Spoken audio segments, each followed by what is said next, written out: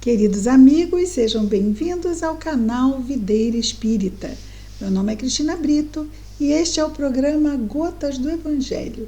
Aqui diariamente vemos as mensagens do Espírito Emmanuel recebidas pela mediunidade de Chico Xavier e reunidas no livro Pão Nosso, publicado pela Federação Espírita Brasileira.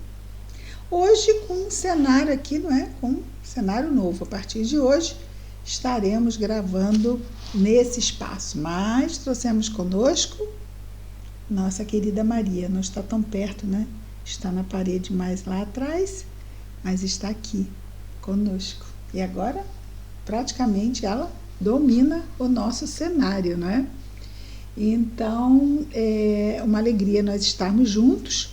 E nesse período em que temos que ficar muito mais recolhidos por causa da crise Covid-19, que bom, que nós temos na internet tantas programações que nos ajudam a aproveitarmos da melhor forma possível, o tempo. E quem sabe criando novos hábitos para quando essa crise passar. Porque ela vai passar, Tudo passa, Ela vai passar também, graças a Deus, E vamos ficar com os aprendizados que ela vai nos deixar.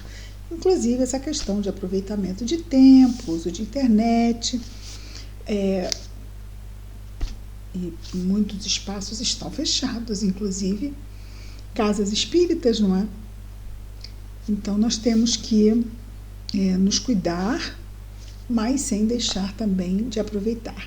As crianças vão ter aula pela internet, nós vamos poder acessar material também do Evangelho pela internet, e é uma ferramenta importante de nós. Pessoas estão trabalhando em casa através da internet, muitas pessoas, E é um recurso que é maravilhoso, e nós temos muitas vezes mal usado. Como todos os recursos, a internet é um recurso neutro.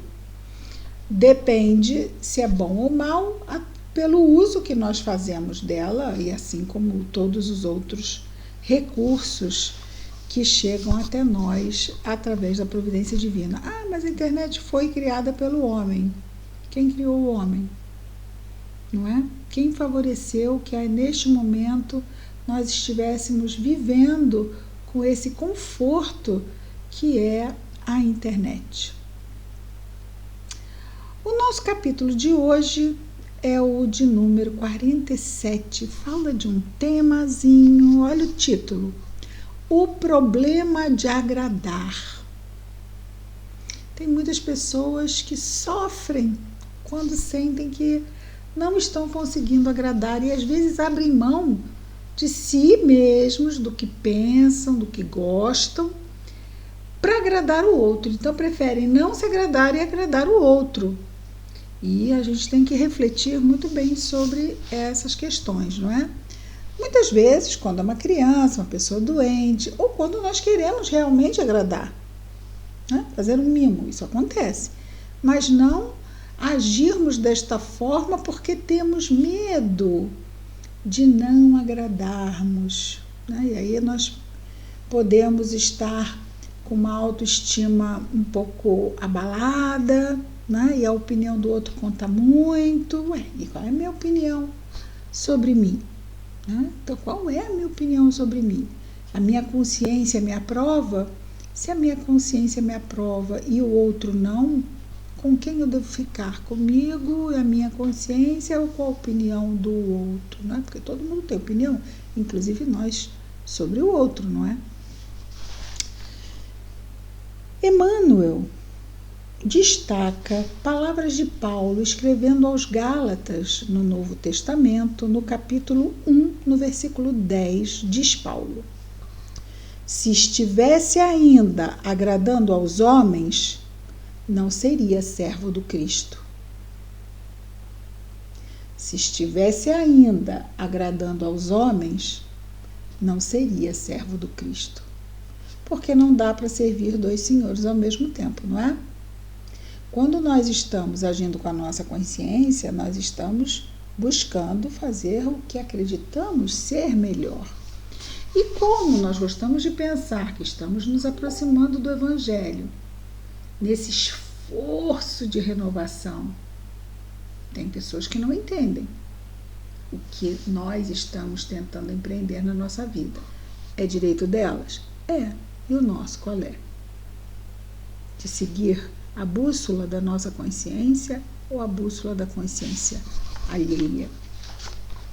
Se estivesse ainda agradando aos homens, não seria servo do Cristo, nos diz Paulo. Emmanuel comenta: os sinceros discípulos do Evangelho podem estar muito preocupados com os deveres próprios e com a aprovação isolada e tranquila da consciência.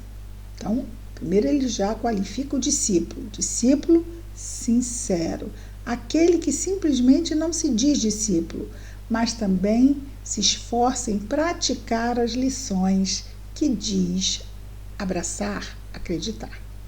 Então, os discípulos sinceros do Evangelho devem estar muito preocupados com os deveres próprios e com a aprovação isolada e tranquila, aprovação da própria consciência, nos trabalhos que foram chamados a executar cada dia, aprendendo a prescindir, ou seja, a abrir mão das opiniões desarrazoadas do mundo, desarrazoadas, ou seja, privadas de razão, ou seja, opiniões, sem muito sentido, dentro da perspectiva do Evangelho, certo? Porque para essas pessoas, eles acham que estão certos, ok?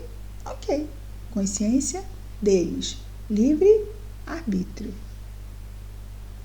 A multidão, nos diz Emmanuel, não saberá dispensar carinho e admiração senão àqueles que lhes satisfazem as exigências e caprichos. Não vamos esquecer que Jesus entrou em Jerusalém no domingo de Ramos, ovacionado pela multidão.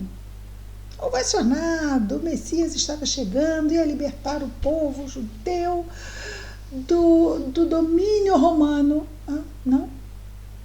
Então, soltem Barrabás, crucifiquem-no.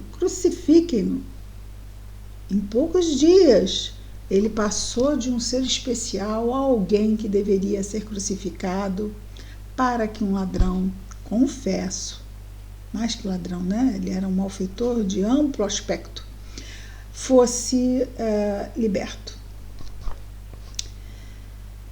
Então, nos conflitos que lhe assinalam a marcha, o aprendiz fiel de Jesus será um trabalhador diferente, que em seus impulsos instintivos a multidão não poderá compreender. Porque a multidão, ela não pensa, ela é impulsiva, age por reflexo, por instinto, não pensa. É bem aqui o que ele destaca, que seus impulsos instintivos ela não poderá compreender. Então, a multidão não conseguirá compreender o trabalhador fiel. Por quê? Porque ela não reflete com maturidade. Quando ele diz a multidão, é a maioria das pessoas. A maioria das pessoas. Aqueles que já buscam vamos dizer, contrição no sentido de contenção das más tendências. Você tem que dar vazão a isso mesmo. Vai lá, dá na cara, vai lá, grita, esperneia. Vale a pena? Ou eu estou só investindo no meu desequilíbrio? Depois, para a gente voltar ao equilíbrio, custa, não custa? Muita inexperiência e invigilância revelará o mensageiro da boa nova que manifeste inquietude. Fui criticado, fui incompreendido. Ele diz que se ficarmos inquietos com as incompreensões, né, e com as reprovações, que isso denotará inexperiência de nossa parte ou vigilância. Quem é o nosso guia, mestre, modelo? É a multidão ou é Jesus? A quem devemos buscar agradar? Vós sereis meus amigos, se fizerdes o que vos mando, disse Jesus. Eu quero agradar Jesus. Quem não quer? Não é? Porque agradando Jesus, ele não vai dar um tapinho no nosso ombro. Legal, você está me agradando. Não. Agradar Jesus é promover para as nossas vidas equilíbrio, bem-estar. Equilíbrio, bem-estar, plenitude, paz. O reino de Deus, que Jesus veio nos revelar. Muita inexperiência e invigilância revelará o mensageiro da Boa Nova que manifeste inquietude com relação aos pareceres, às opiniões do mundo a seu respeito. Quando se encontre na prosperidade material, em que o mestre lhe confere mais rigorosa mordomia, pode acontecer, não é? Daqueles que estejam se esforçando em seguir Jesus, através do testemunho, não é? Da prática, muitas vezes a pobreza nos chega, como chega também essa abundância material, porque Jesus veio para que tenhamos vida e vida em abundância, mas ele não estava falando da abundância material, e sim da abundância espiritual. Mas pode acontecer, não é? Tanto a pobreza quanto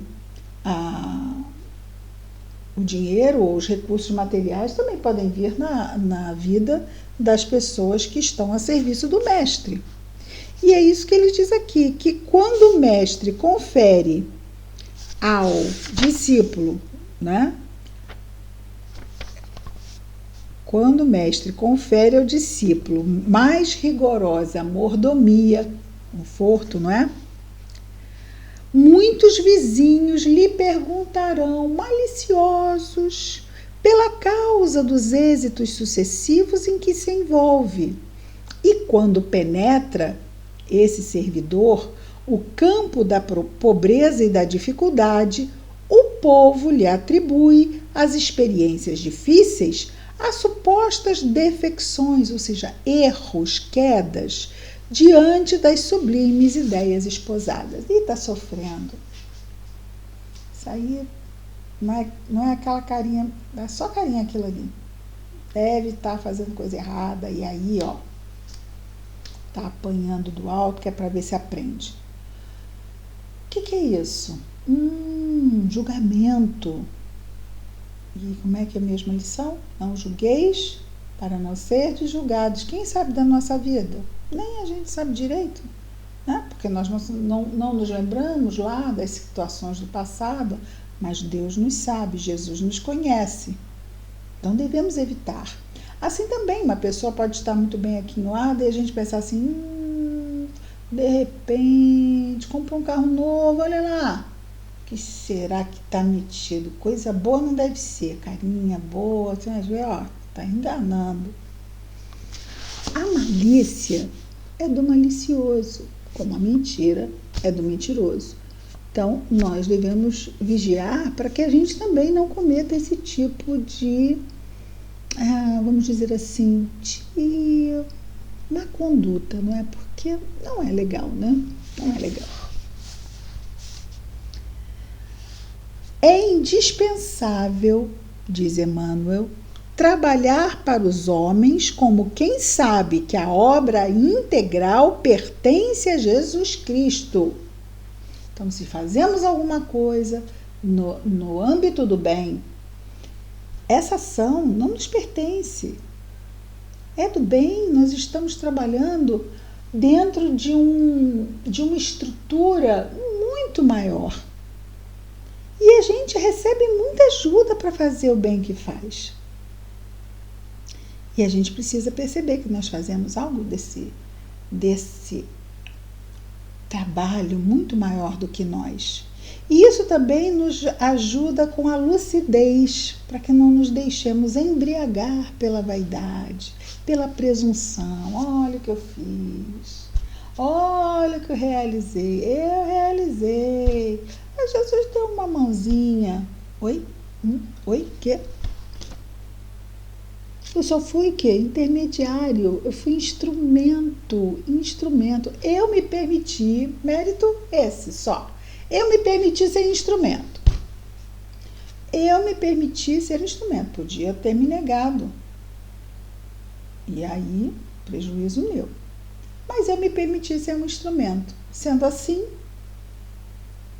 esse mérito eu levo comigo, de ter me permitido ser um instrumento, para que aquele bem fosse realizado. Já o bem, eu fui só um instrumento.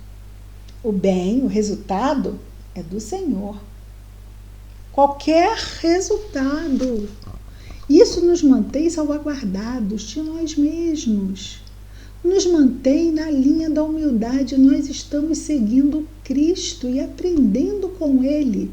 Quando Ele nos dá oportunidades de realizar isso, aquilo na família, na vizinhança, no trabalho, quando Ele nos estende, olha, pode ir lá, dar uma ajuda, vai lá, você está percebendo como é que está com o olharzinho triste? Vai lá perguntar, passa a mão no rosto, oferece um copo d'água. Isso acontece dentro da nossa casa.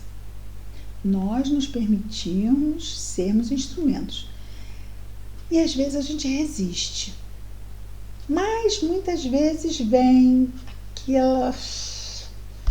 aquela provocação para a gente ser instrumento de perturbação. Vai lá tirar satisfação. Vai lá dizer uns desaforos. A pessoa está merecendo escutar isso. Será que a gente se permite ser instrumento de perturbação? Porque o ideal é que a gente esteja vigiando, e quando Jesus diz, é bem por aí, não é? Que a gente esteja vigiando para não se permitir ser instrumento da perturbação, para sermos instrumentos do bem. Vigiai e orai para não cairdes em tentação. Então, ninguém quer ser instrumento de perturbação, só que nós temos aquelas viciações mentais, aqueles padrões antigos. E se a gente não vigiar muito bem, a gente repete, a gente reproduz o que está gravado profundamente. Então, nós estamos naquele trabalho de raspar aquele fundo de panela que está queimado, agarrado, velho, apodrecido, e deixar brilhando, para que sejamos instrumentos. A panela é bem um instrumento, né? Para que sejamos instrumentos do bem. Mas o bem não me pertence. Lá vem a gente de novo, né? Muitas vezes, quando a gente vem com esse pensamento, mas fui eu. Não, nós nos permitimos, graças a Deus, quando isso acontece, é muito bom, sermos instrumentos para que o bem se manifeste através de nós. Veja, olha, o instrumento não faz isso? O bem se manifesta através de nós, como as sombras também podem se manifestar através de nós. Nós temos que saber, lembra aquele desenho animado que mostrava o anjinho e o diabinho no ombro? Quem que a gente vai escutar? A quem que a gente vai atender? De qual dos dois nós vamos ser instrumentos? Do bem, da construção, do trabalho, da solidariedade, da paciência, da caridade, da fraternidade, da paciência 2 vezes, eu estou bem precisada, né? Ou se nós vamos ser lá instrumentos da perturbação, se irritando, passando a irritação para frente, medo, será, medo, olha isso, não sei o quê, olha isso acontecer, não sei o quê, ai meu Deus, e a gente ser esse fósforo aceso, aumentando o incêndio do medo. Está havendo uma onda de medo por aí. Nós vamos nos deixar contaminar? Existe um filminho que está passando nas redes sociais, muito interessante, de uma fileira de fósforos, E você acende o primeiro e o fogo vai passando dos fósforos. Aí chega num determinado fósforo em que há uma distância maior. E quando acende o fósforo, o fogo não consegue passar para o outro. E todos os outros fósforos que vêm depois também não se acendem, não se incendeiam. Nós podemos ser esse fósforo que não vai passar adiante esse fogo do medo, esse fogo do pânico, esse fogo do destempero. Nós precisamos ser cautelosos. A cautela é uma virtude. Jesus fala para que sejamos mansos como a pomba, mas prudentes como a serpente. Essa prudência é cuidado, é zelo, é sabermos prevenir. Isso é importante. Agora, disseminar o medo não é importante. Pelo contrário, isso agrava o problema. Existe um problema. Se eu incendiar o problema com medo, ele vai agravar. Com prudência, não. Com prudência, eu vou me fortalecer para enfrentar o desafio. Ok?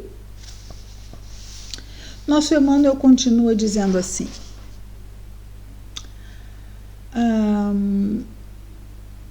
Eu já tinha lido isso, então não vou ler de novo.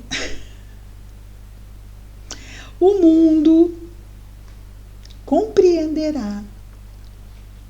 O mundo, a multidão, é a mesma figura, né? O mundo compreenderá o esforço do servidor sincero, mas em outra oportunidade, ou seja, não agora. Quando lhe permita a ascensão evolutiva. Ou seja, quando o mundo amadurecer, ele poderá ver de forma amadurecida uma atitude amadurecida. Se uma pessoa imatura vê uma atitude amadurecida, ela não compreende. Ela acha muito tempo um contrassenso, uma perda de tempo, perda de dinheiro, perda de não sei o quê, perda de não sei o quê. Uma vez nós costumamos contar este caso, não é? Que quando começamos a trabalhar, não é? Em casa espírita, uma pessoa querida nos perguntou assim: você vai trabalhar lá? Que maravilha! Quanto é o salário? Quanto vão te pagar?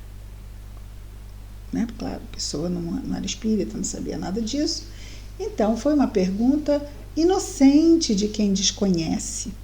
E muitas vezes o mundo se coloca com essa visão imatura diante de escolhas amadurecidas. Hoje, graças a Deus, né, já fazem alguns anos isso, hoje, graças a Deus, o trabalho voluntário é algo muito bem visto, muito bem aceito, muito bem quisto. E as pessoas ficam felizes em dizer, e já se entende o que é um trabalho voluntário. Não há nenhum tipo de retorno material, é voluntário. Que bom, não é? Olha como estamos melhorando. E dizemos assim, há alguns poucos anos, mas em termos de humanidade, 25 anos. 25 anos. Já são 26. Quanta coisa mudou no mundo em 26 anos, não é? E continua aqui o nosso Emmanuel dizendo: em muitas ocasiões, os pareceres populares, as opiniões populares, equivalem à gritaria das assembleias infantis. Em muitas opiniões, os pareceres populares, ou seja, das pessoas, né, do senso comum, muitas vezes, equivalem às assembleias infantis, ou seja, a um montão de criança gritando, que não toleram os educadores mais altamente inspirados nas linhas de ordem e elevação. Infelizmente, hoje a gente vê muito isso nas escolas, não é? Nas linhas de ordem e elevação, trabalho e aproveitamento. Então, muitas vezes o que se tem, e hoje ainda é pior, não é só gritaria, é desrespeito até para com os professores. Conclui o nosso Emmanuel dizendo que o sincero trabalhador do Cristo, portanto, saiba operar sem a preocupação com os juízos errôneos das criaturas. Ou seja, que a gente possa continuar a fazer as nossas escolhas sem nos preocuparmos com o que o outro vai pensar, porque o outro não vai entender, o outro vai ficar me criticando. É o que nós falamos antes, né? A crítica pertence ao crítico. E muitas vezes a pessoa critica porque é crítica, ou seja, tá fazendo sol, ai que calor, tá chovendo, ai chuva de novo, ai faz frio, ai esse frio eu não aguento. Ou seja, a crítica do crítico nunca está satisfeito, né? Sendo assim, que o sincero trabalhador do Cristo, portanto, saiba operar sem a preocupação com os juízos errôneos das criaturas, as suas críticas irrefletidas. E ele conclui maravilhosamente dizendo: Jesus o conhece e isso basta. Jesus nos conhece e isto basta. Se o outro não nos compreende, não é? Jesus fala a Pedro uma frase muito interessante quando ele pergunta a Jesus sobre um companheiro e Jesus responde a Pedro: que importa a ti? Segue-me tu. Então, vamos esquecer os outros, vamos nos preocupar com a nossa atitude diante do Cristo. O que nós decidimos fazer com as oportunidades que Jesus nos apresenta? Ele nos conhece. E isso, amigos, basta. Vamos orar?